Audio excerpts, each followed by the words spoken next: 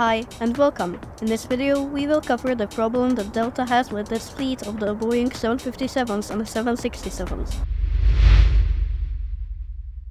The 757 and the 767 are pretty old planes. The first flight of the 757 was in the year 1982. This means that Delta's fleet of 757s and 767s are almost 21 years old. Delta's president Glenn Hauenstein, sorry if I got the pronunciation wrong, said that the 767-300ER needs to be retired in the following 5 to 8 years, followed by the 767-400 and the 757. This creates a problem for Delta as they desperately need to find replacements for these planes. If you think about it, there aren't any planes that could perfectly replace the 757s and 767s. This puts pressure on Boeing, as Delta is relying on them with creating a new narrow-body medium-haul airliner. Although they have ordered some A321s and A330s, this doesn't solve the issue. Potential replacements could be the new 737 Maxes or the A321 XLR, but this solution isn't still ideal. The best outcome for Delta would be if Boeing decided to make the 757X or even the 797. How can Boeing make a brand new plane and get it flying